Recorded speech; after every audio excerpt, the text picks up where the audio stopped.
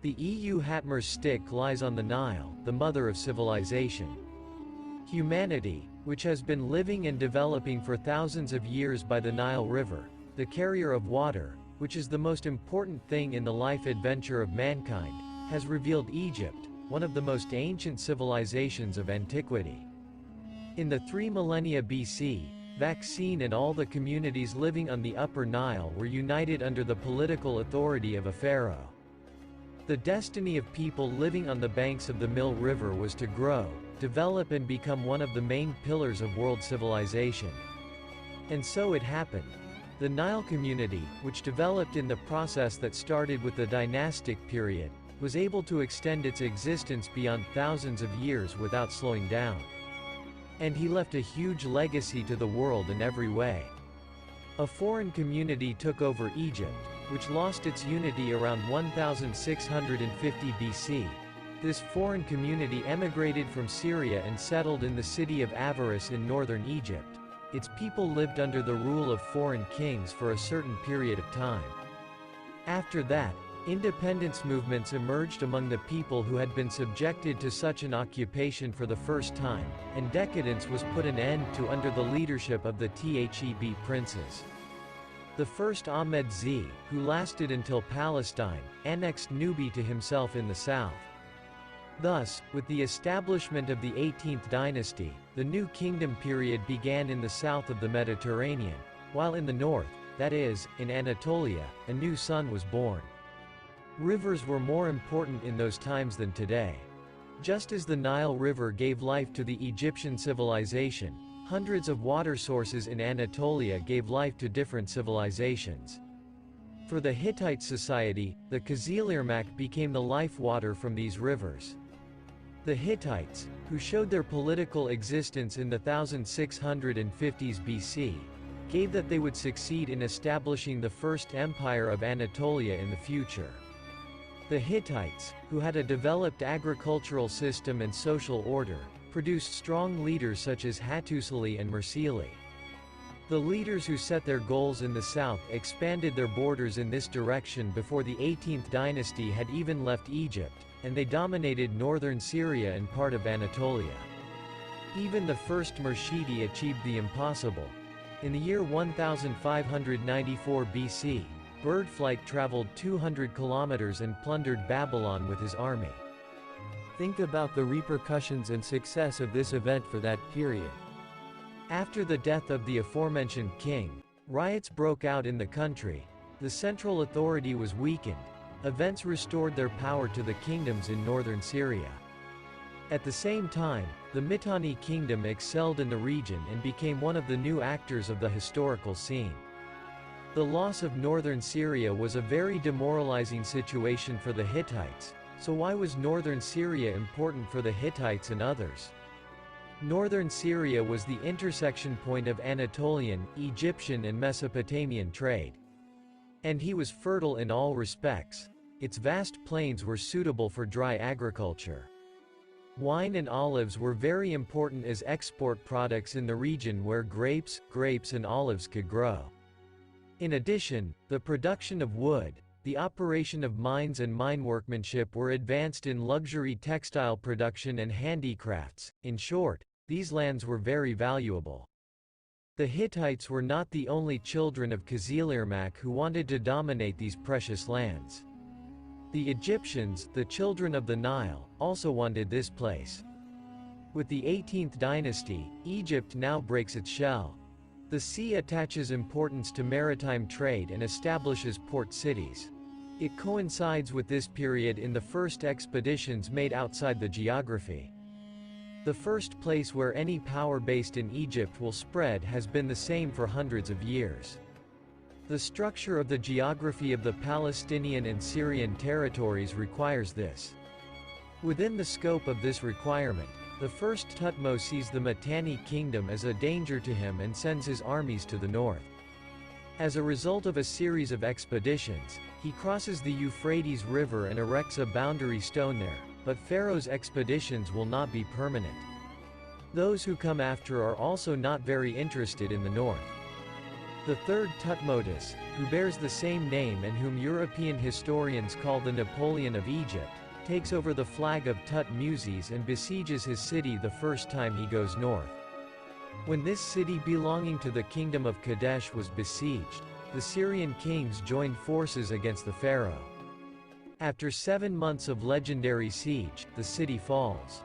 Some clerics affected by the Battle of Megiddo claim that this is the world's first great war and that the world's last war will be here again.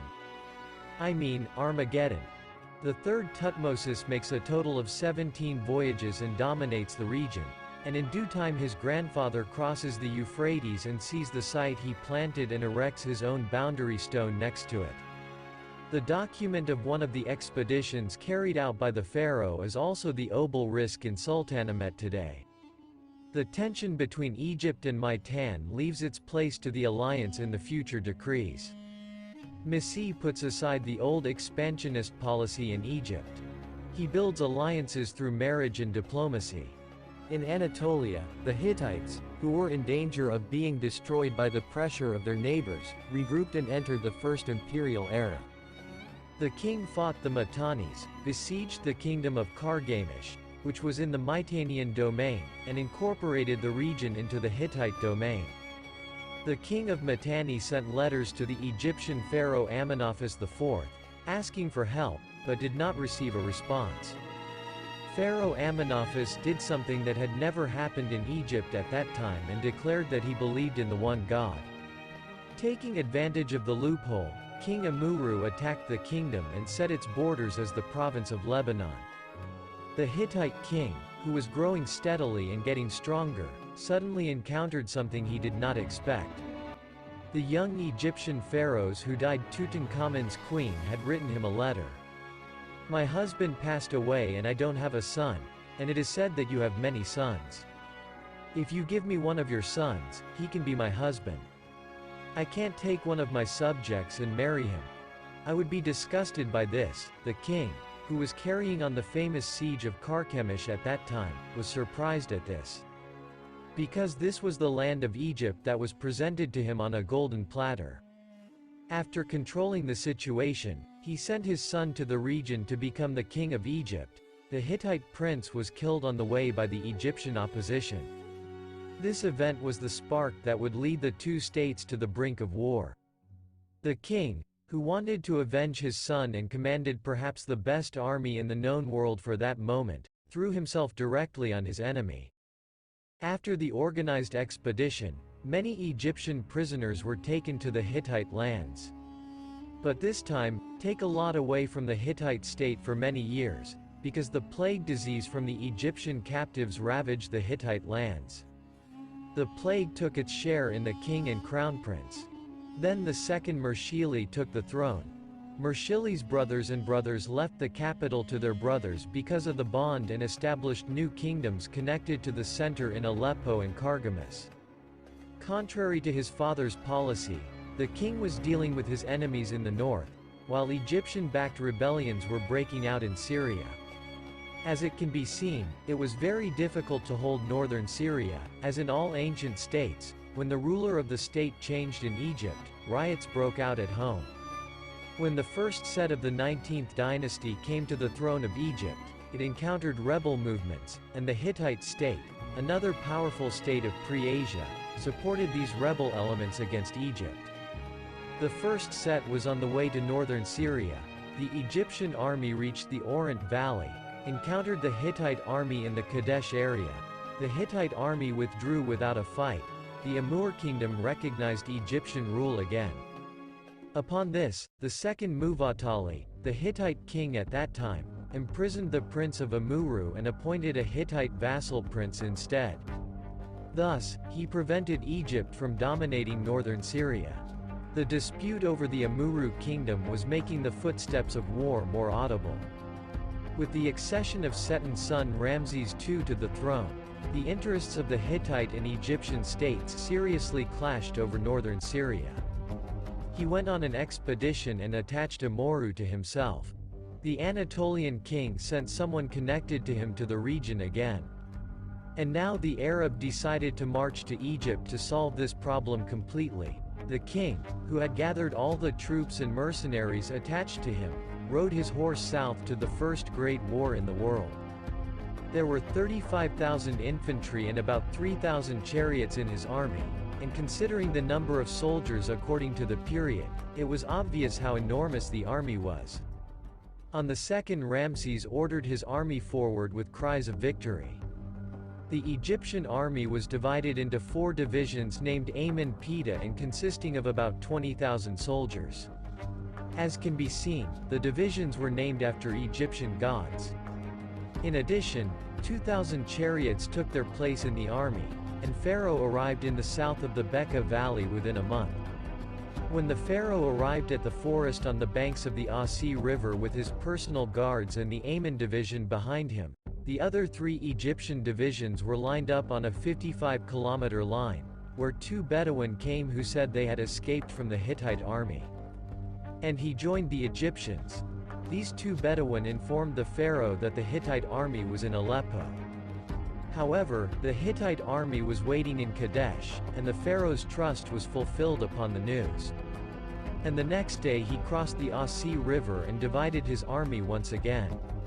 While the second Ramses was camped in the northwest of Kadesh with the Ammon unit, the mountain division was left in the southwest, and the Egyptians learned the location of the Hittites. But they were too late.